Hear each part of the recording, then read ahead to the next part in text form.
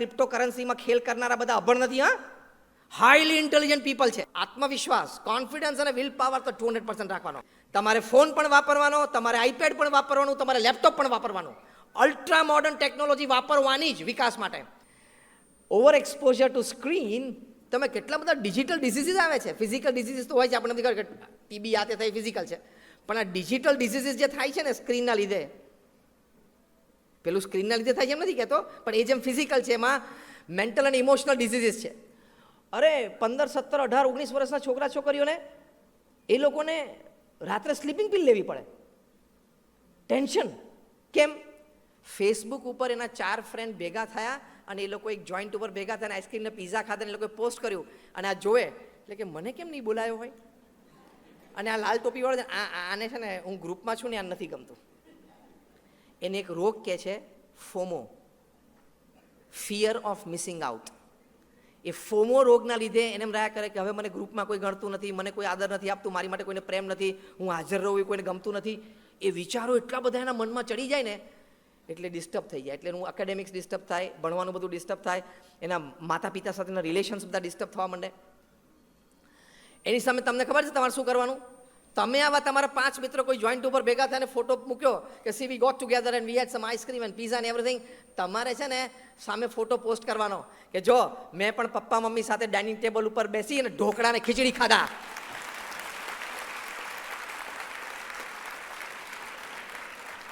એટલે આ FOMO movement સામે જોમો મુવમેન્ટ. ફોમો શું છે? Fear of missing out. જોમો is Joy of missing out. મેં પણ પપ્પા મમ્મી સાથે બેસીને ઢોકળા ને ખીચડી ખાધા, જો ને ડાઇનિંગ ટેબલ ઉપર I also enjoyed. Don't get bullied, don't get abused. Will power અને કોન્ફિડન્સ, હા નમ્રતા અને વિવેક નહીં ચૂકવાના. દરેક સાથે નમ્રતા, દરેક સાથે વિવેક, દરેક સાથે મિત્રતા, પણ આત્મવિશ્વાસ, કોન્ફિડન્સ અને વિલ પાવર તો 200% રાખવાનો. કે નો હેપનિંગ કેન ડિસ્ટર્બ મી. કોઈએ મારી સામે જોયું કે ના જોયું, કોઈએ મને બોલાવ્યો કે ના બોલાવ્યો. આ તો અત્યારના આ જનરેશન છે ને બહુ ટચસ્ક્રીન જનરેશન છે. મેં આ લોકોનું નામ પાડ્યું છે ટચસ્ક્રીન જનરેશન. કારણ કે આ લોકો ટચસ્ક્રીન ગેજેટ સાથે જન્મ્યા છે ને ઉછર્યા છે ને અત્યારે વાપરે છે. એટલે મેન્ટાલિટી શું થઈ ગઈ છે ખબર છે? I was talking that IIM Indore. મેં કહ્યું what is the mentality of this touchscreen generation? કે અમે સ્ક્રીન ઉપર કંઈક આમ જેમ ટચ કરીએ છીએ ને ડિસ્પ્લે ચેન્જ થાય છે. કારણ કે ટચસ્ક્રીનમાં તમે અડો એટલે કંઈક ડિસ્પ્લે ચેન્જ થાય. એમ આ જનરેશન એવું માને છે કે પ્રોબ્લેમને પણ એક જ વાર ટચ કરીએ ને સોલ્વ થઈ જવું જોઈએ. એવું ના થાય. સતીશભાઈ થાય એવું? 10 વર્ષ સુધી એ પ્રોબ્લેમ ઊભો રહે. Problem is not a touch screen solution. યાદ રાખજો. એટલે આ મેન્ટાલિટીમાંથી કાઢી નાખવાનું કે એના સોલ્યુશન માટે તમારે ઘણો પુરુષાર્થ કરવો પડે. એટલે બધું તમે અડો એટલે ડિસ્પ્લે ચેન્જ થઈ જાય એવું નથી હોતું. એટલે આવા ડિઝીઝીસ થઈ જાય છે. એક ટેન્ઝાઇટી નામનો ડિઝીઝ થાય, ખબર? યંગસ્ટરને ટેન્ઝાઇટી, ટેક્સ્ટ પ્લસ એન્ઝાઇટી. એટલે એમ થાય કે આમ લગભગ 10 મિનિટ થઈ નહીં કોઈનો ટેક્સ્ટ કેમ નહીં આવ્યો હોય, વાઇબ્રેટ કેમ ના થયો મારો મોબાઈલ. આમે આપણને બધાને ટેવ છે દર 3જા મિનિટે મોબાઈલ ટચ કરવો. કેમ? ન ટચ કરીએ તો આપણે ડિસ્ચાર્જ થઈ જઈએ. એ તો જ્યારે થવાનું હોય ત્યારે થાય. તો દર 3 મિનિટે તને કોઈ ટેક્સ્ટ કરે તો તું સેલિબ્રિટી છું? તારા ઇન્સ્ટા ઉપર 3 મિલિયન ફોલોઅર્સ છે? You are a student. હું તો સ્ટુડન્ટ્સને ખાસ સલાહ આપું છું. તમારામાંથી જેને મનાય એને મનાય, ના મને કે until you are a student don't touch the smartphone. Keep the keypad phone. સ્માર્ટફોનની તમારે જરૂર નથી. તમારે તમારા ટીચર્સ કે ટ્યુશન ટીચર્સ કે પેરેન્ટ્સ કે થોડા ફ્રેન્ડ સાથે કમ્યુનિકેટ કરવાનું છે. એટલે ફોન અને ટેક્સ્ટ ઇઝ ફાઇન. જ્યાં સુધી તમે કેલિબરમાં આવી જાઓ ને, તમારા પપ્પા પાસે કે મમ્મી પાસે iPhone Pro કે i17 માંગવાનો જ નહીં. તમારે કોન્ફિડન્સ રાખવાનો કે હું ભણીશ એવું એ લેવલ ઉપર જઈશ ને, મને મારા બર્થડેના દિવસે 5 iPhone એમને મળવા જોઈએ. એ કેલિબર ઉપર જાઓ ને, મમ્મી પપ્પા પાસે શું માંગવાનો?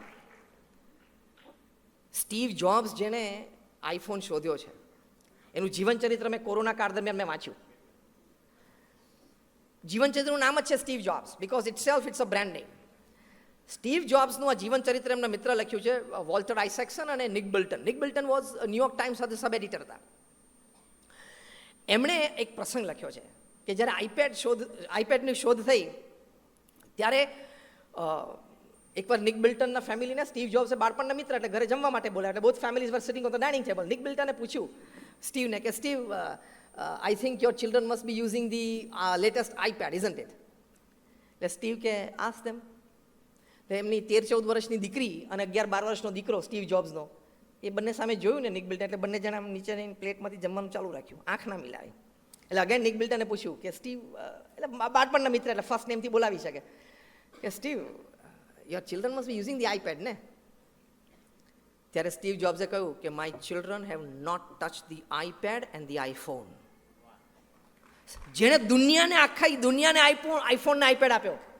નિક બિલ્ટન લખે છે જીવન ચરિત્રમાં, the spoon almost got of my hand. Steve, what are you talking? Steve કે યસ. હવે જો માતા પિતા ઉપર હું આવું છું, હા, બધા વડીલો બેઠો છો. સ્ટીવ જોબ્સે કીધું કે મારા દીકરા અને દીકરી 11-12 વર્ષના થયા, એટલે સમજણા થયા. એના ફ્રેન્ડ સર્કલમાં બધા પાસે આઈફોન હતો.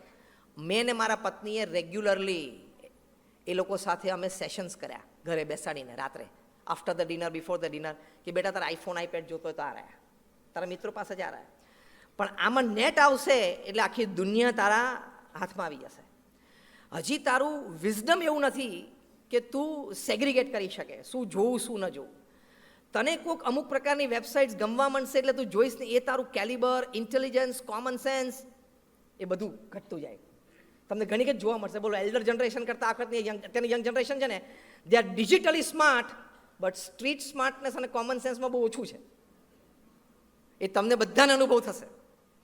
તમને અનુભવ નહીં થાય કારણ કે તમને highest level of street smartness અને કોમન સેન્સ જોઈ નથી. આ લોકોએ બધા જોઈ છે. આપણે બહુ ભાગ્યશાળી હતા કે આ ફોન હતા નહીં ને, પેલા વાયર્ડ ફોન હતા. When the phone was wired and hung at one place, humans were free. ખબર પડી? હવે એ ફ્રી થઈ ગયો ને એટલે આપણે બંધ થઈ ગયા. અને life was much beautiful when apple and berry were just fruits. જે દિવસે ફ્રૂટમાંથી ફોન થઈ ગયા ને તે દિવસે ઉપાધિ શરૂ થઈ ગયા. જો કોમ્યુનિકેશન માટે જરૂરી છે, તમારે ફોન પણ વાપરવાનો, તમારે આઈપેડ પણ વાપરવાનું, તમારે લેપટોપ પણ વાપરવાનું, અલ્ટ્રા મોડર્ન ટેકનોલોજી વાપરવાની જ વિકાસ માટે. પણ રિસ્ટ્રિક્શન રાખજો, કંટ્રોલ રાખજો, નહીં તો સાયબર ક્રાઇમ સુધી તમે પહોંચી જશો તમને ખબર નહીં પડે. આ સાયબર ક્રાઇમ કરનારા અને ક્રિપ્ટો કરન્સીમાં ખેલ કરનારા બધા અભણ નથી. હા, હાઈલી ઇન્ટેલિજન્ટ પીપલ છે. પ્રમુખ સ્વામી મહારાજને ન્યુયોર્ક એરપોર્ટ ઉપર વર્ષો પહેલાં 1996માં પ્રમુખ સ્વામી મહારાજને પૂછેલું કે એક તો સોશિયલ મીડિયા હતું નહીં, કે આ ઈમેલ છે, ઇન્ટરનેટ છે, એ બધું કમ્પ્યુટરને બધું શ્રાપ છે કે આશીર્વાદ છે? એ વખતે પ્રમુખ સ્વામી મહારાજ એમના વિશાળ અનુભવ અને આધ્યાત્મિક શાણપણથી જવાબ આપેલો કે વિવેકથી વાપરે તો આ બધું જ આશીર્વાદ છે, વિવેક ચૂકી જાય તો શ્રાપ છે. એટલે વિદ્યાર્થીઓને શું કહેવાનું કે વિવેક ચૂકી જતા નહીં. તમારા હાથમાં લેપટોપ હોય તમારી શોભા છે.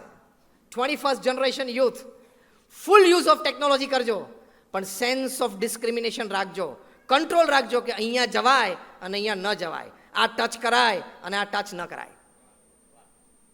એ કંટ્રોલ રાખજો તો તમારામાં એટલી બધી શક્તિ છે, અનબિલિવેબલ. તમે કઈ કક્ષા સુધી પહોંચી શકશો ને તમને અંદાજ નથી. અત્યારનું બોલું છું ને તમને અંદાજ ઓછો આવતો હશે, પણ if you follow this norms, there is a Dr. Vikram Sarabhai here, there is a Dr. APJ Abdul Kalam here. અહીંયા જ બેઠા છે બધા. અબ્દુલ કલામ સાહેબ પ્રેસિડેન્ટ હતા ને તો આટલા મોટા સાયન્ટિસ્ટ હતા. એમને પૂછ્યું કે sir, how many films you have watched in your life? તો કે નન. કે 3 કલાક યાર હું ના બગાડું.